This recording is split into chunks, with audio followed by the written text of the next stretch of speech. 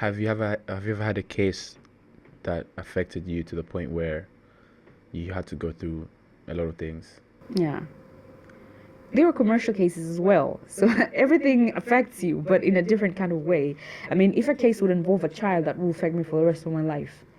Right? Is there a If you're case that is defending, I have not done those cases. Okay. But I'm saying those are the cases that I try to avoid. Maybe I can assist in terms of advisory, but not to stand. So let's say somebody comes and they have done something to a child and you're defending this person and you have to use your best capabilities to defend this person and you know that they have done it, but you have to defend them. I think that would eat me up for the rest of my life, and those are the cases I'm saying that I'm trying to avoid. So let me put a scenario in play. Say there's a man who did unspeakable things to a child, okay? You are representing the man and you know that he did it. And you won the case, okay? Now the child is still in hospital. I want to understand the after effect. You said that it would eat you up. Okay, fine.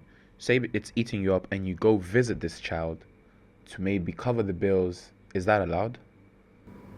Yeah, it's allowed. It's not a crime to help someone, but I'm saying it's just I will not feel right even if I go and help this child. It will never feel right because it is not right, and especially if you know that this person has done it. Or let's say it's a murder case and you know that your client has killed someone, you have to defend them to the best of your abilities. This is a loss of life. I mean, it's just another Tuesday for you, but you know, people are suffering on the other side. You can see the family, they're crying. I mean, that I think would greatly affect me as a person, and I wouldn't want to. I mean, it's good for commercial cases that if you lose your business, you will make more money. Like, even if maybe my client was the one at fault, but it's just money, you know, you'll make more money. You're not killed, you're not jailed, nothing. So it's just, I think it's easier for me to deal with those. And for you, when it comes down to these cases, obviously I'm pretty sure taking these murder cases make more money than a regular case because you're representing someone who knows they're guilty, but you need to. So what's important to you? I think it depends. Some of the commercial cases pay much more better than. Do they? Yeah. So okay, if you were to rank the top 3 most paid cases, or what how would you rank them? Is it commercial cases first? I would say it depends on the nature of the client and the nature of the matter and the money that is in dispute. So let's say if it's a commercial case, maybe you're presenting a person who is claiming maybe 200 billion. I mean, you'll be paid well, right? Yeah. Than maybe a murder case. Of course, the murder case would depend on the person. Maybe it's a high-profile person who has money. They will pay you well. But if it's not a high-profile person, they will not have the ability to pay you well. So I think it depends on the nature of the client and the nature of the person. Do you take pro bonos? Yeah. You do? Yes. So for the people that are watching, let's say someone who, how are they eligible to get this for you to represent them in a pro bono case? Yeah. So the law requires for someone to be destitute. You have to be a person who can actually not afford at all to, or not, sometimes not at all, but sometimes some of the aspects of the case. So you can have a pro bono person who can afford to pay for legal services, but they can pay to institute that case in court because there are, you know, court fees to institute or file a case. Maybe they can pay for that, but they cannot pay for the lawyer. So maybe we can help them there. And sometimes there could be people who cannot pay for anything, and then you have to help them throughout the whole of the process. Do you put your all into these pro bono cases? Yes. So it's as if you're getting paid? We put into our all because we have decided to take it. I mean, if you can't put your all, don't take it. We're not forced to. It's different from getting from getting a doc, in terms of maybe a person is in court for a criminal issue and they cannot afford a lawyer, and then you're given the doc, you're given the file, you're told take this file, and usually they don't pay them much. We don't have a public defender system in Tanzania, and so they would just take private lawyers, right? They'll take private lawyers, they'll tell you, here's that you can't, of course, reject it. You have to take it and defend this person. He has been accused of murder and they cannot afford a lawyer. Usually I've not been approached, but I've heard that they don't pay them as much. So I'm not so sure.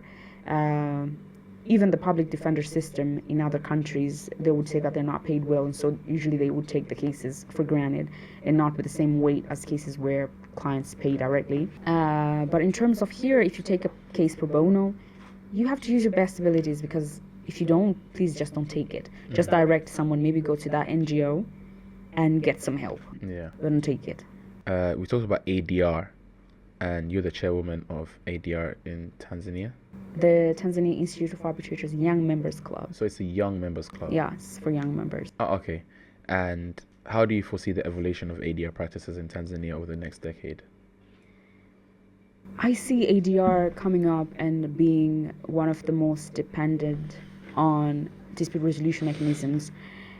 We have seen a lot of development in the ADR space as of recent in Tanzania. We've had the new Arbitration Act, we've had the regulations, and right now I think the Tanzania Arbitration Center will also be instituted, which will be regulating matters of arbitration and stuff. But we also have arbitral institutions such as the Tanzania International Arbitration Center, the TIAC, we have the Tanzania Institute of Arbitrators, we have the NCC, the National Construction Council, which arbitrates in construction disputes. And so I think we have taken a step farther, but we need to do the work. Yeah. We need to actually do the work. Most of the practitioners are litigation minded. They prefer to go to court. They don't prefer to do ADR. Yeah. So we need to change the mindset. At least now we've seen people are doing a lot of ADR, which is great. I mean, a country like Rwanda is such a small country, but they're up and coming and doing a lot of things in the ADR space. The Kigali International Arbitration Center is, internationally known. And so I think in the next 10 years or so, I think we'll be there with much work that we should be putting in. Makes sense. We've had women on our podcast before, and they've always talked about the challenges they face as a woman trying to rise up in their specific careers. What systematic challenges have you faced as a professional woman in law, and how do you overcome them? And what message do you have for the women who are looking at you now and want to become lawyers in the future? All right. I'll start this by going back in time when I was in my third year of uni. I did my uni for 4 years, the bachelor's. So in my third year, we had a law career day, and we had a lot of, lawyers come in and, talk to us on the stage in terms of the practice and all that stuff. Yeah. And then there was a certain lady who was asked the same question. And she said, being a lawyer is very hard for a woman. It's very tough. You have to balance, being a woman, being a mother and other womanly stuff. You will not be effective in all days of the month as a woman and all that kind of stuff.